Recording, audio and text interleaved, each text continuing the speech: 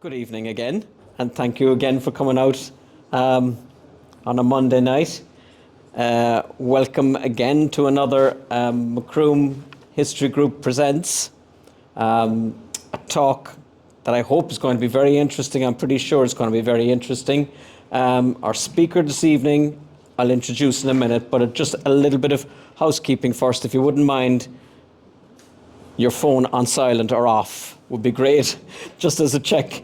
Also, there's the exit if we need to evacuate, but there's an alternative exit as well, obviously. But I think we should be safe enough. But just to let you know where they are anyway. Our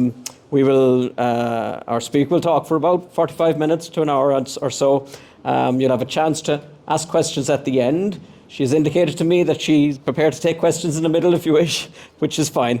We'll see how it flows, and we'll have a question and answer session at the end anyway, and we'll have tea and coffee as usual. Now, our speaker this evening has a PhD from UCC in comparative analysis of Irish and Polish political life from 1918 to 1939. She specialises in Polish and Eastern European political history after World War I. She teaches in UCC, and she has an interest in reflective teaching and learning in UCC. And she lectures in Polish and Eastern European history. She likes, at every opportunity, to highlight to Irish audiences Polish history and culture. And her name is Dr. BOZENA CIERLIK.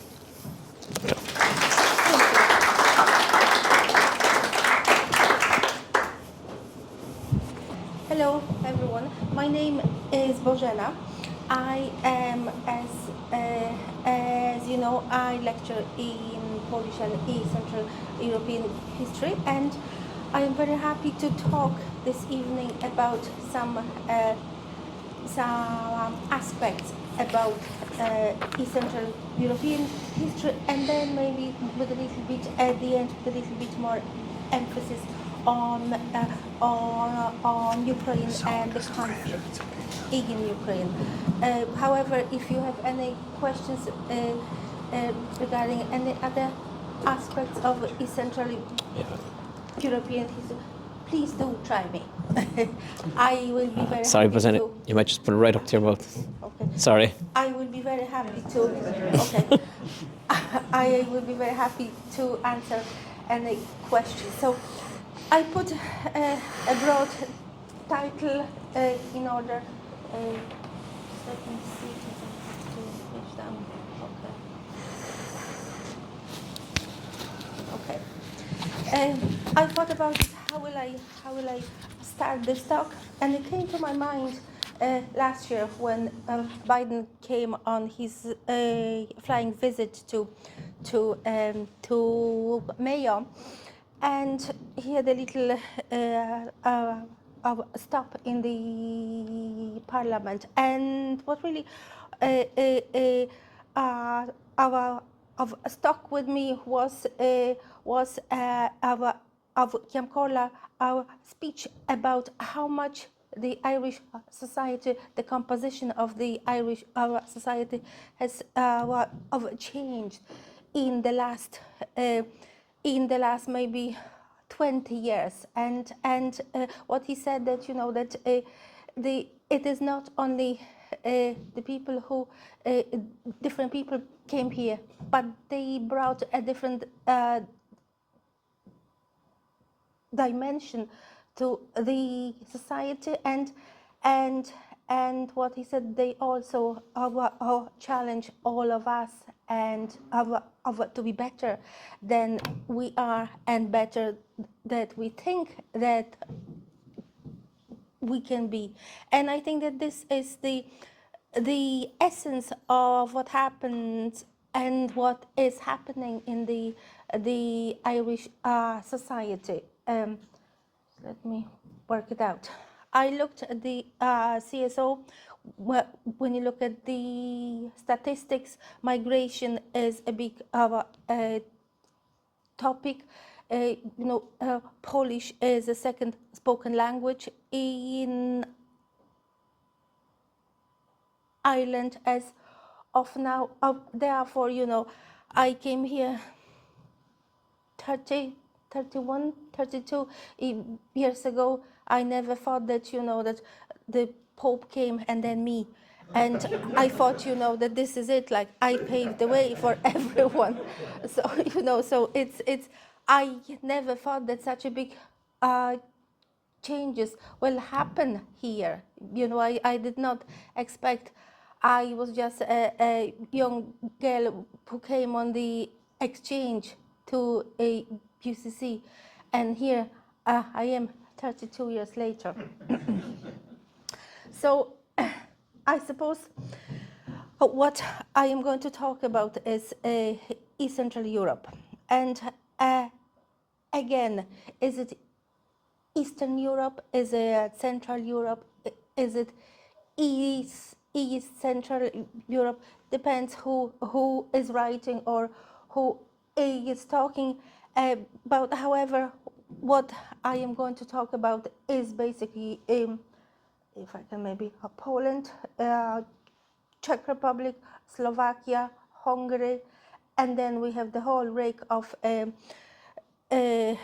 after the dissolution of Yugoslavia, the Slovenia, Croatia, Serbia, Romania, and Bulgaria. And now we have, and then later on we'll talk about Ukraine. So these are the people who, these are the people who are here. And these are the people who are now an integral part of the European community and European Union. And they bring with them their own issues, which might be very different than French or German.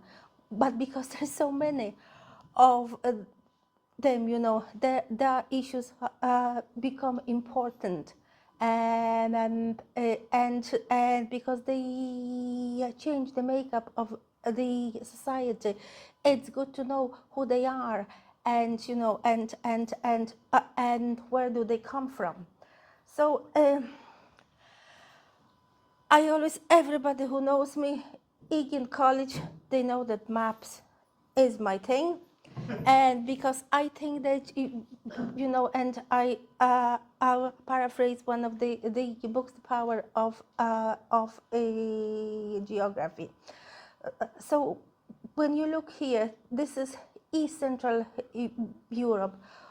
Why this is important?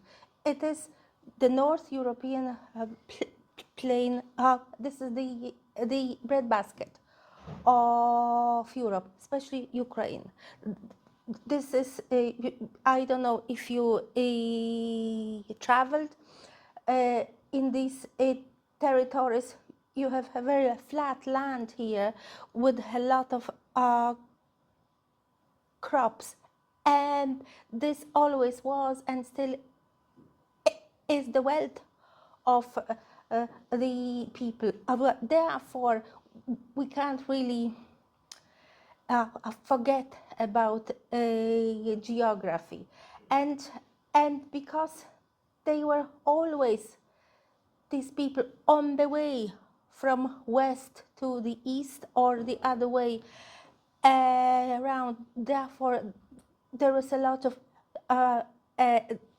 there was a mixture of cultures, of languages, and the mixture of our traditions.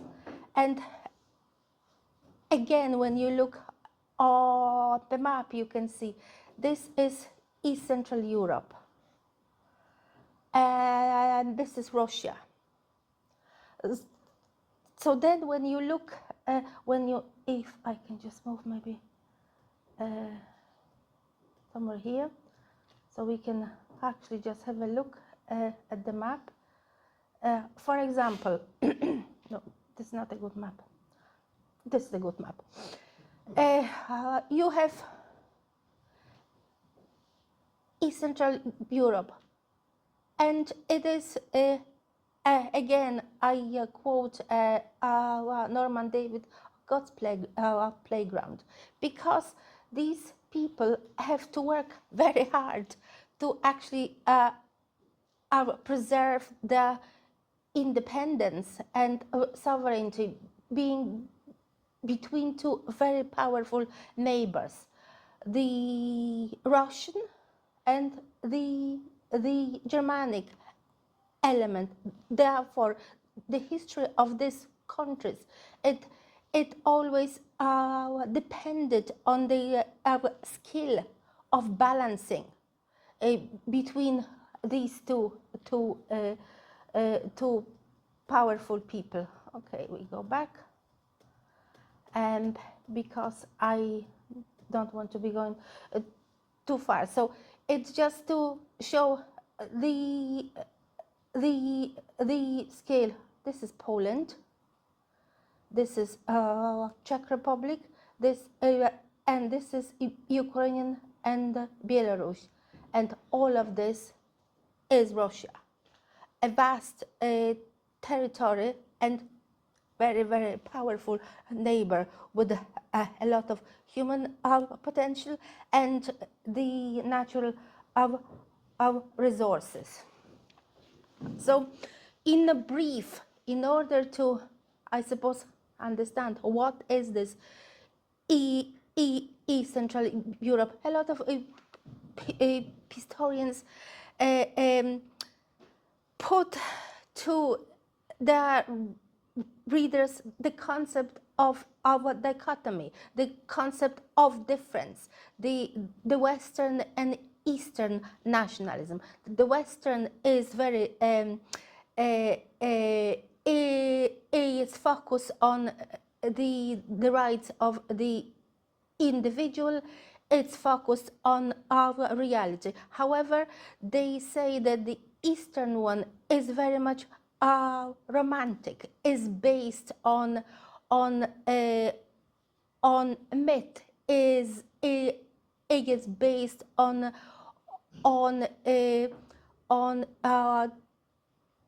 tradition. It is, because these people for a long time they have lost their statehood.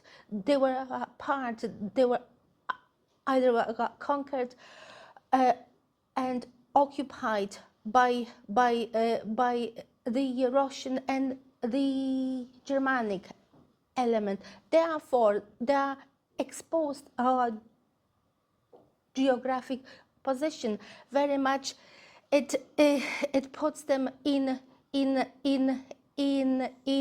uncomfortable position where all this political and cultural pressure could be applied.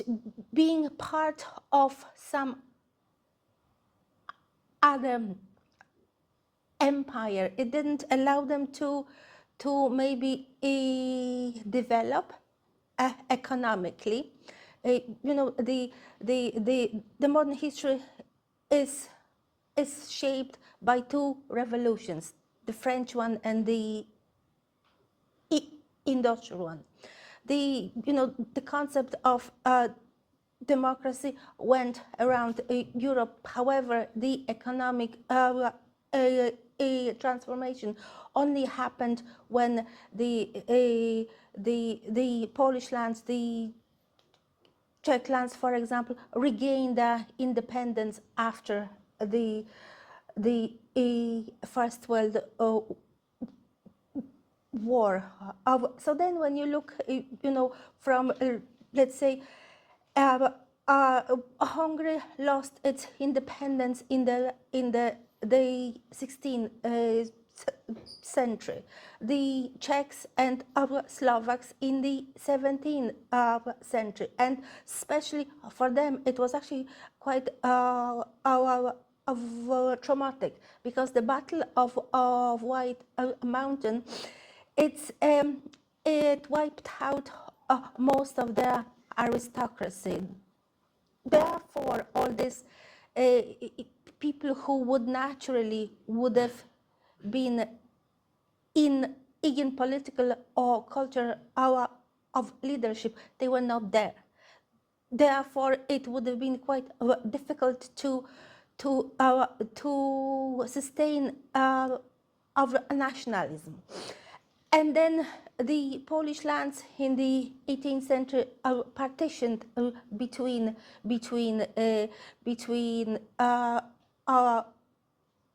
Russia, Prussia, and Habsburg Empire. So this issue of continuity of the statehood and this continuity of the language, culture, and the tradition, it is always an issue. I suppose maybe that's why it is so comparable to the Irish case. You know, these are people who had to fight very hard to preserve the culture, of religion, and the language. So again, they didn't come out of nowhere. This is the map of the 15th of century. What we have a huge Polish-Lithuanian kingdom, which is now what we have here, is Poland, half of the Baltics, the part of Slovakia, and the whole lot of Ukraine and Belarus. Again, the golden age in Polish history belongs in East Central Europe, but again, it depends very much on this balancing, because on both of sides you have a powerful neighborhood. This is the map of East Central Europe when we look at Czech lands, Slovakia, Hungary. This is a part of the Habsburg Empire. And I suppose the difference between the rest of East Central Europe and the Hungarian and the Hungarians is that they were the ruling part of the ruling elite in the Habsburg Empire. We had a dual empire, Austrian and Hungarian. Therefore, Hungarians were part of the elite, and they were the ones who made policy. They were the ones who enforced their own culture, language, and of tradition. Again, East Central Europe consists of many Slavic languages, except Hungarian. Hungarian is not a Slavic language; is a family of Ugro-Finnish languages. Therefore, it's difficult to communicate, and actually quite difficult to learn. I speak all of the East Central European languages, but I cannot speak Hungarian. It's a bit too difficult for me, and I'm a bit too old to learn now. So it's, you know, I can talk a long time about the glory or the glorious stories of East Central Europe. However, from the 18th of century, these lands, these states, and these people are part of the multi-ethnic empires like Habsburgs, or they are occupied by the Russian or the Prussian Empire. In comparison, the two maps before the First World War and interwar period, what we can see is that basically the First World War enabled the creation of this nation of states. Why? Because I suppose the first time the occupying powers were not working in conjunction. They were on opposite sides. So we have the central powers, and then we have the Russia against Russia, France, and the rest. It brought the fall or the defeat of Prussia and Habsburgs. Therefore, we have the dissolution of this multi-ethnic empire and creation of nation states. And you know, it is not just the sheer will of the people will helped. One of the decisive our factors, even in 1918, were Americans, because they came to this war with a completely different concept of our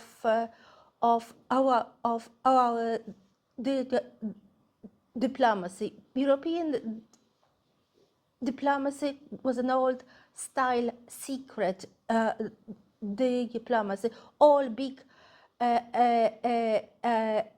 big players decided what was going to happen and how the land and people were going to be positioned or divided. However, Americans came with a different concept, that people have a right to decide who they are, and this was applied to some or to most of them except Ireland in 1918 and during the Treaty of Versailles and the Paris Peace Conference. But therefore, from the map, which is quite monotonous, then we have a peer selection of different nation of states, and so we see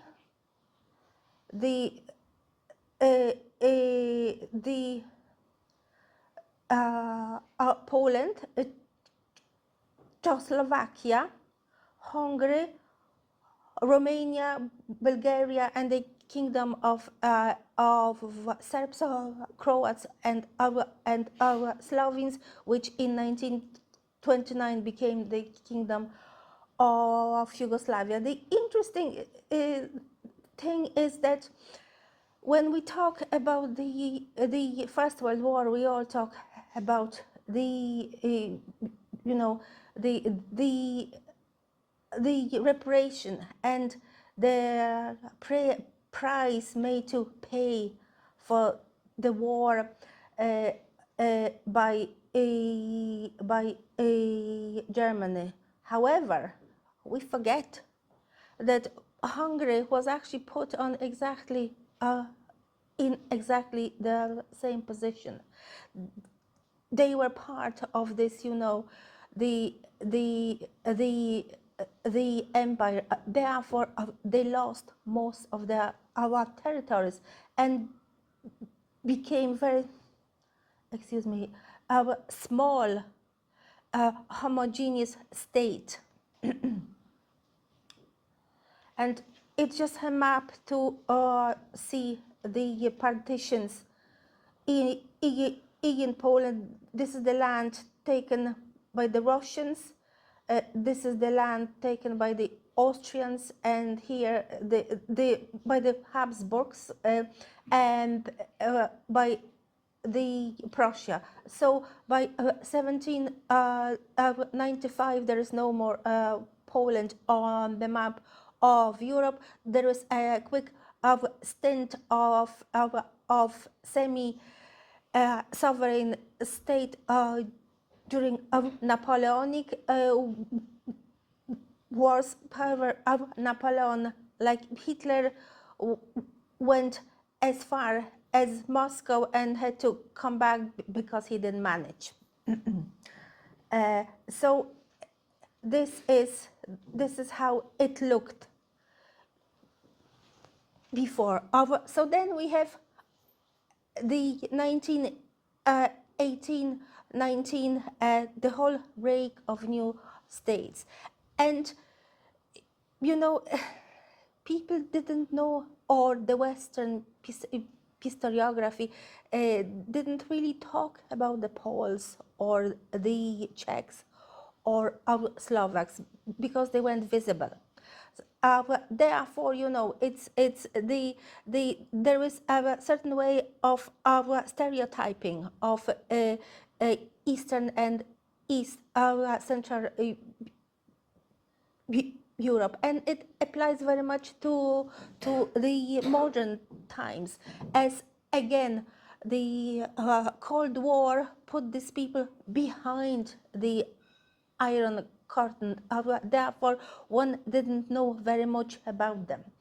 So, you know, this is not really as interesting. However, for I suppose for historian is, you know, there is an important question. If you do not have a state, what happens to the nation? You know, how do you preserve the nation? How do you look after all the features which define the nation? How do you preserve its culture, its past, its language when you under occupation? And it's, I suppose, you know, it's when you have just only one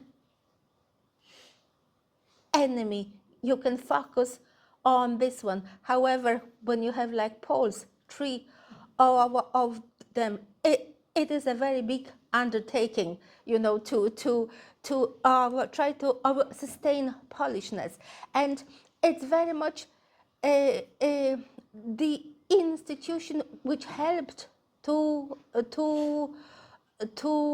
preserve this, you know, these features of Polish nationalism was very much like here our church. Our church became a sanctuary in a very broad terms, a sanctuary for people to come and use their language, for people to come and talk about their culture, or for people to come and have a place to discuss how to organize ourselves for the next uprising. And therefore, because it played such an important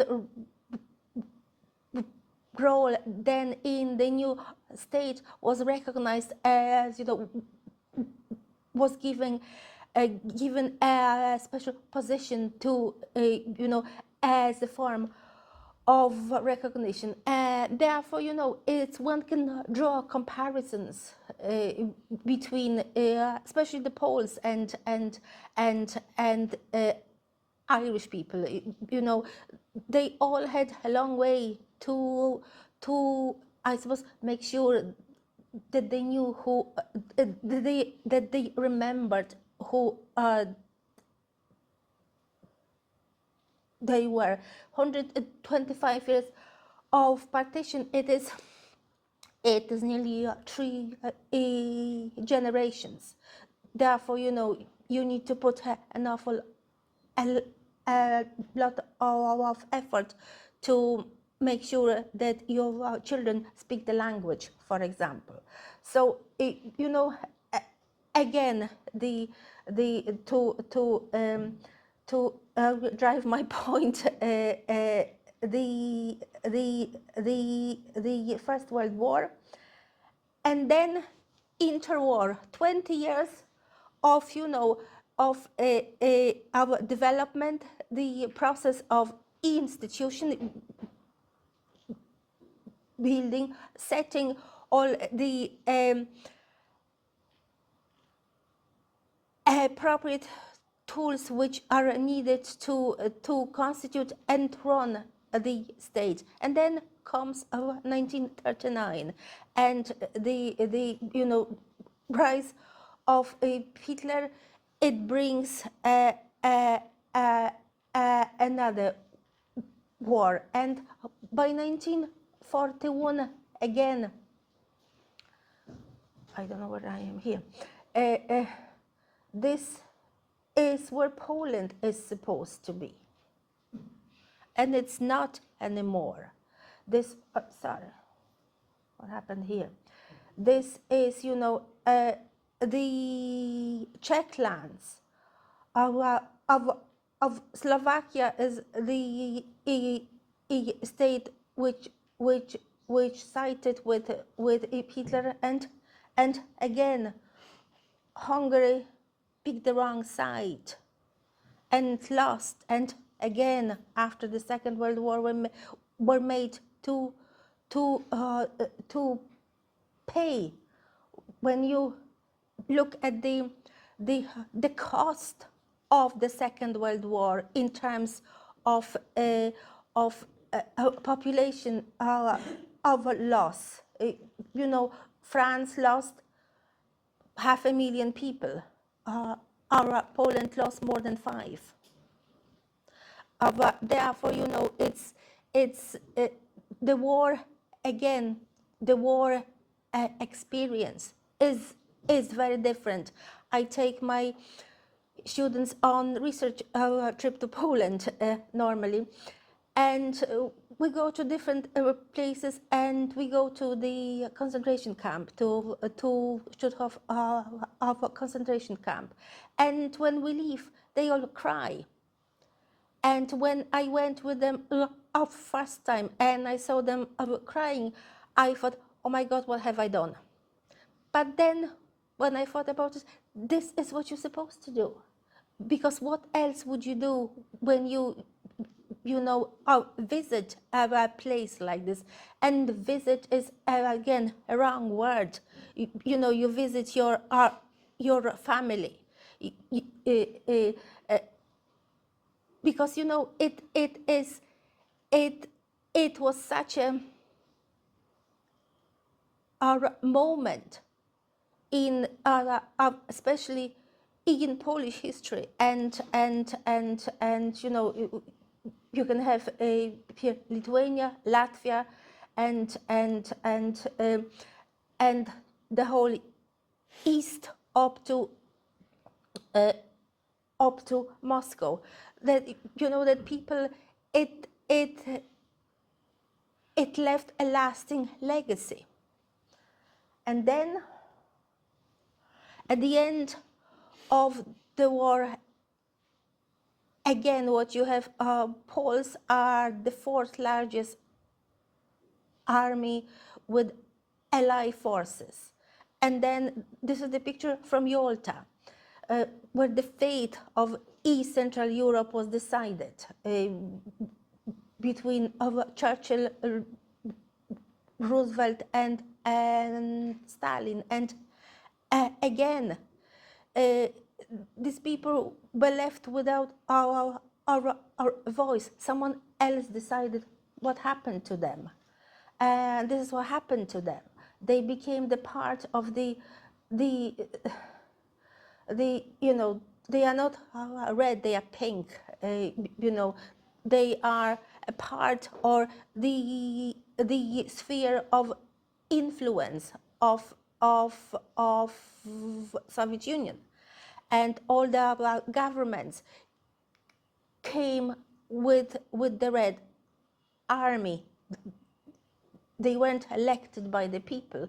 And again, each one of them will have a very different experience of this, of the war, liberation, and post-war. Again, Poland was regarded as an ally, therefore was liberated. However, Hungary and Romania were conquered, and so therefore they had no say. What happened was beyond their control. Therefore, the East Central Europe becomes once again a playground for, for at this point for our Soviet Union. And then we have more than a long time, my lifetime of communist system. And what was the nature of this communist system? There are some, features which define this system. However, the application of communism was very different in each of the countries. Therefore, we cannot apply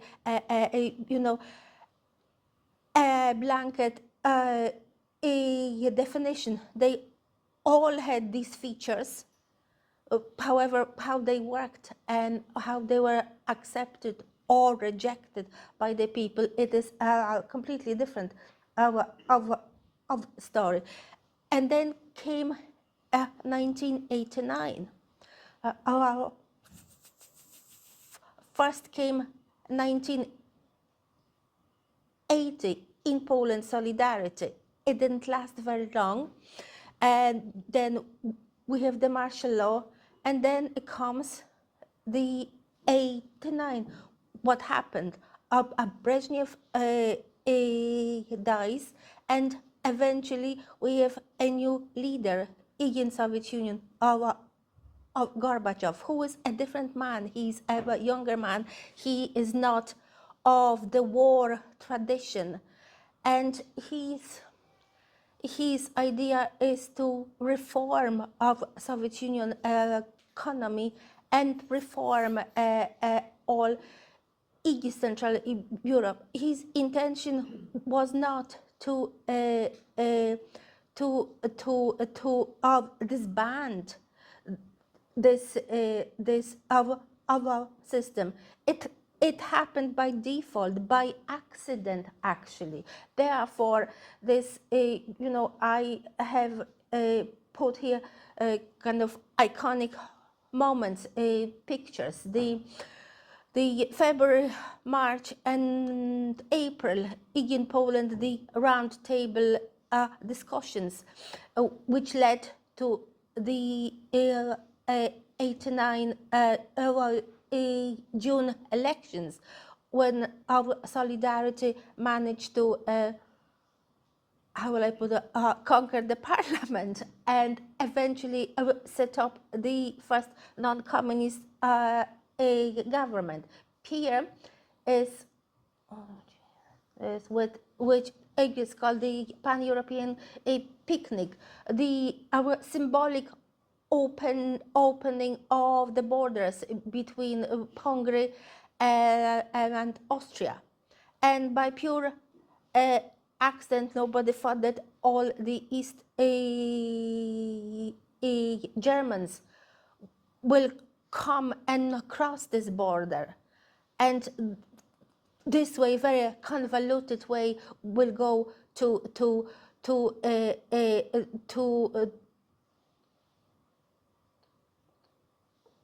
Western Germany, and it took a special arrangement between Kohl and Gorbachev to allow them to do it. Here we have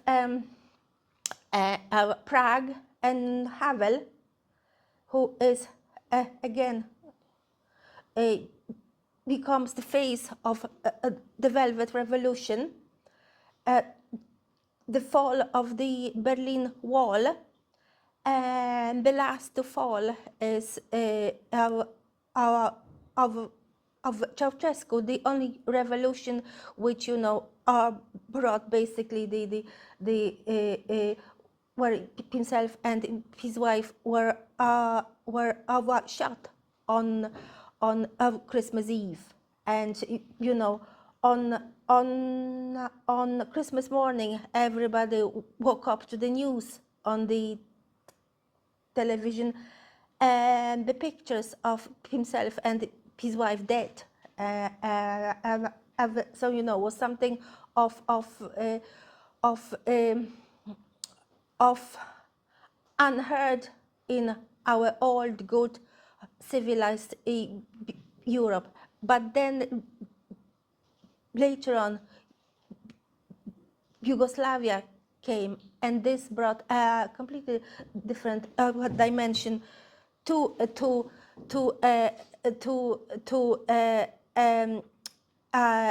transition or fall of communism. But this is a story for another hour.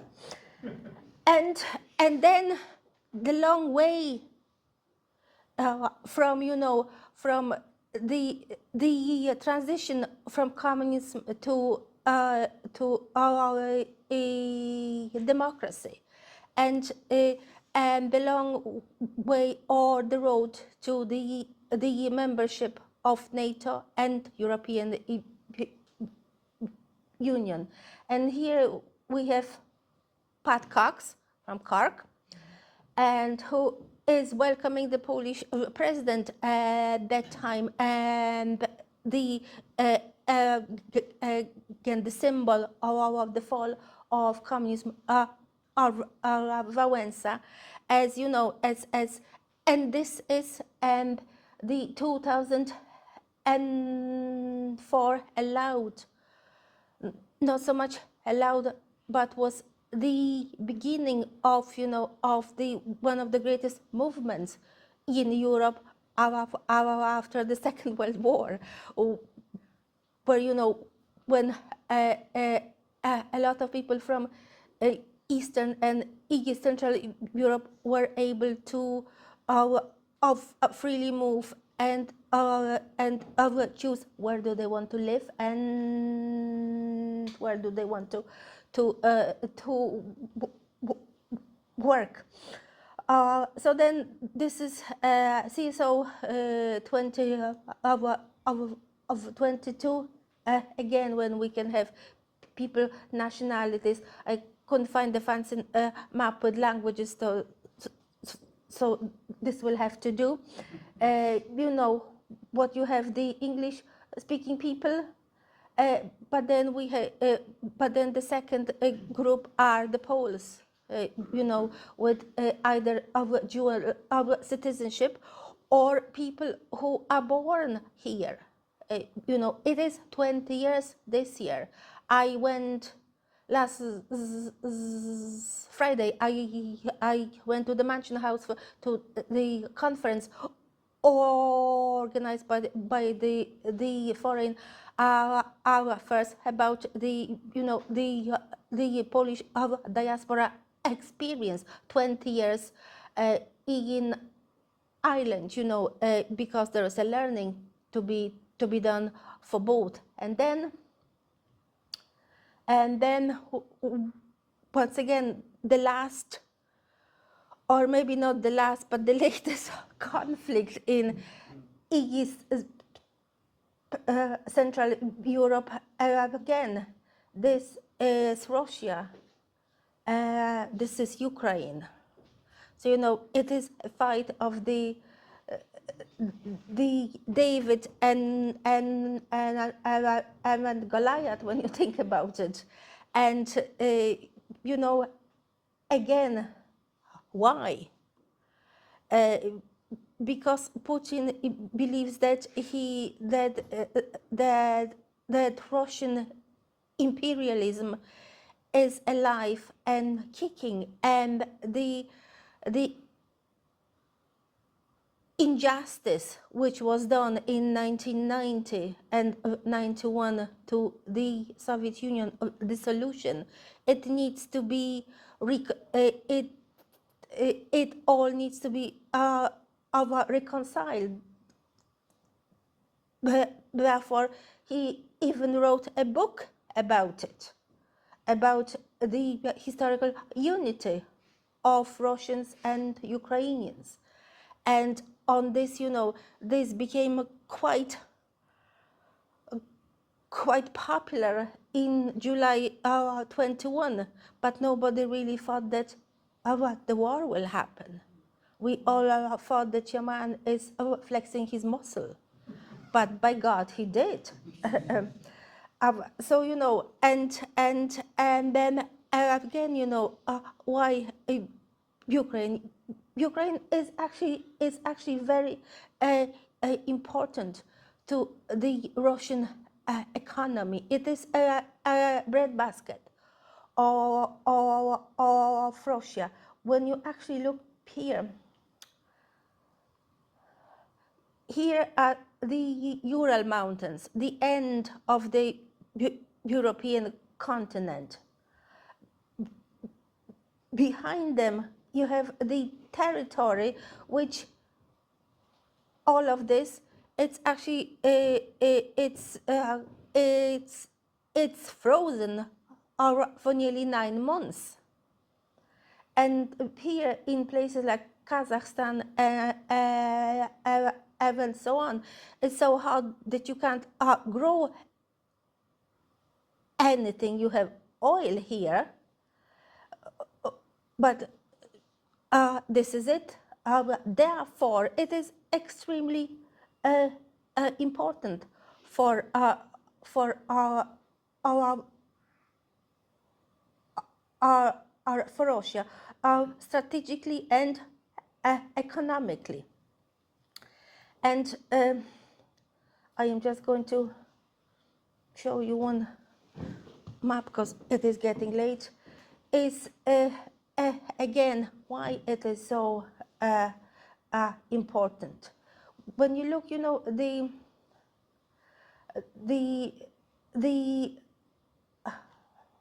Crimea is the only place where Russia can keep its military fleet, and it's open all year. All of these ones here, they freeze. And Vladivostok doesn't, but it takes a long time to sail from here, either this way around or this way to Europe.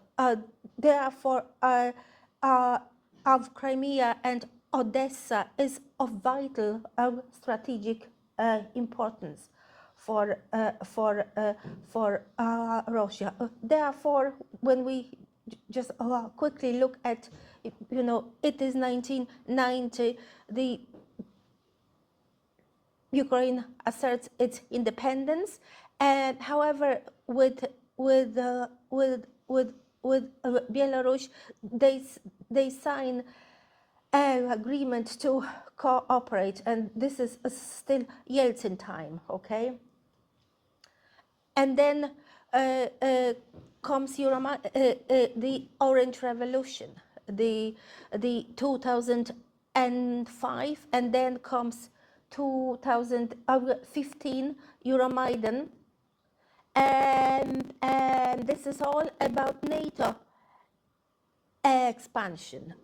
Gorbachev and Yeltsin believe that NATO promised them that they are not going to accept all of these people to our NATO, and all of these people wanted to be in NATO in order to protect themselves from a very still powerful of Russia. Therefore, the Russian leadership feels quite threatened, because the NATO is on their doorstep.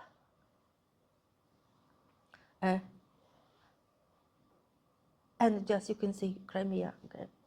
So the 2014, it's the annexation of part of the Crimea and the eastern regions. Once again, the eastern part of Ukraine is much more Russian speaking, with Russian settlers. So is Crimea. Crimea became part of Ukraine only after in 1956. therefore, there is a lot of Russian-speaking people there. And why 2014? Because this is where Ukraine, it is this moment in Ukraine politics when they want to forge the relationship with the European Union. And it is not seen as appropriate. Therefore, we have the annexation of eastern eastern regions, and then comes 22 again on Thursday morning. Everybody woke up with this belief. The Russian army have crossed the Ukrainian border. And, you know, if you look at the numbers, in 2015, when we had a huge movement of Syrian refugees in Europe, was around 1.8 million. In 22, we have at least 6 million Ukrainians. And, you know, there are people who are running away from war, and they are mostly women and other children, and they are coming to the places which are, you know, very different. They all come with a huge trauma, and there's a lot of services they need, and the rest of Europe has to learn how to help them, you know. So, you know, it's again, it is a very broad and very short and very general overview. You know, I can talk for a long time. However, I'd say I might be the only one interested in all details. Therefore, thank you very much, and I'll welcome any questions, please.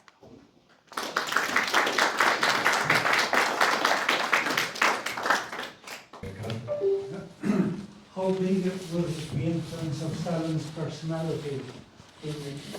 Because from what I was reading of Eastern European history, is that basically he was a gangster, that the state itself became totally corrupt. There was no morality, you know, the way he kind of wheedled himself into power, the way he bumped off all his rivals, the way he maintained that effectively there was no judge, there was no independence, there was no judiciary, there was no opposition, that the way people got on was that they went into the party and so on and so forth. And that seemed to spread it to the countries, to the other countries behind the Iron Curtain. So how big a factor was that? And relating to today, is that what Putin is trying to do, is trying to be another Stalin in his time? I don't know that he wants to be a Stalin, but he wants to be a person of this statue, the person who would bring back the big, huge Russian Empire, the lands which were brutally taken away from, they believe, from the Russian people, and the places taken away. He believes that they are all the Baltics, and especially of the Baltics, again, because they are very strategic in terms of military bases.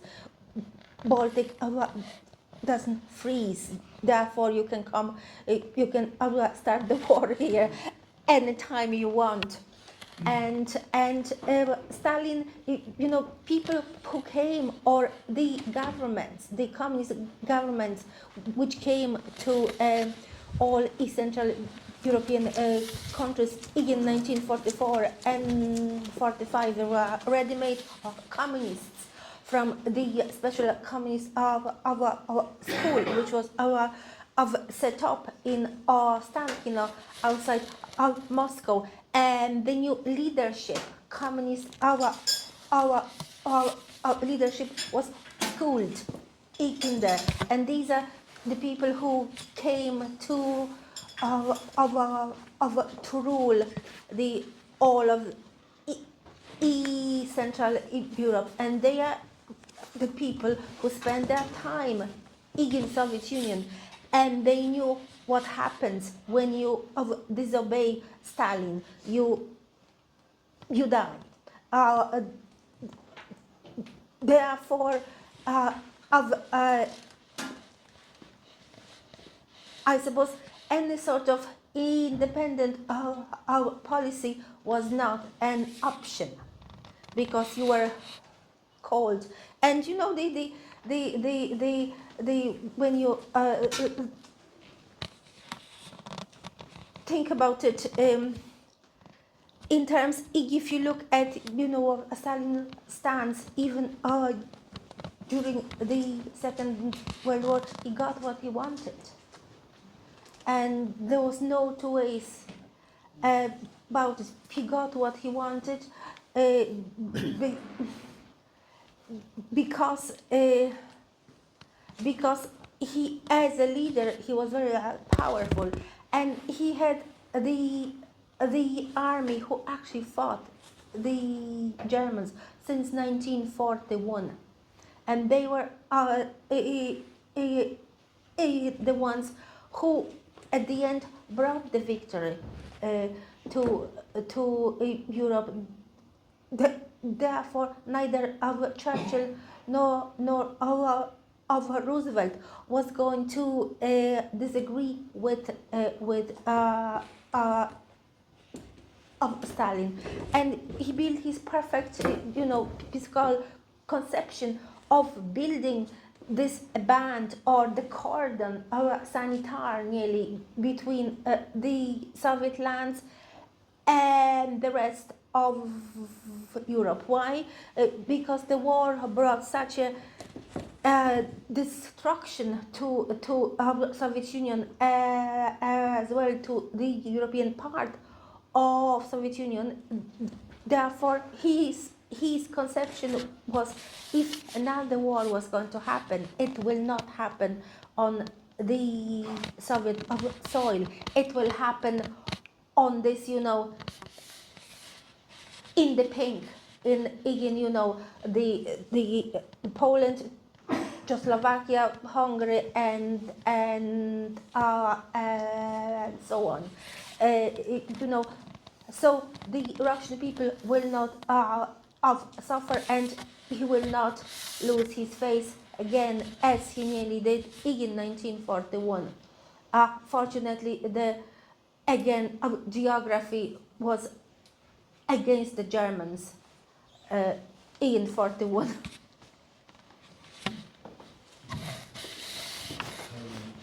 Andreas, I do have a quick question. How important is it for us as Irish people to understand Polish history? Because I suppose, you know, because Irish society is no more homogeneous of society. 125,000 people here are the Polish people, and you know, and there are intermarriages. Of children who go to schools, and they want to know about their own history, but as well in order to understand who these people are, where do they come from, why they are the way they are, is because of, you know, the historical and cultural of circumstances. And the other thing, which is actually even more important, is that they are a huge political power in the European Union. and they bring a different issues to the table. So in order to understand, or in order to actually navigate this on the European level, it is important to actually know where do they come from, why certain issues are much more important for them, and you know, and quite possibly it will influence the political and structural makeup of European Union and its institutions. Therefore, you know, I suppose the knowledge is the power. It gives people a background to navigate it a little better, more skillfully, and to understand what does it mean. You know, where do they come from? And I'm sure that there's a whole lot of economic reasons which I am not even going to go into this. Thank you very much. I certainly learned an awful lot tonight. I'm not pretty sure everybody's going to take something away from that talk. Thanks very much for coming out and talking to us.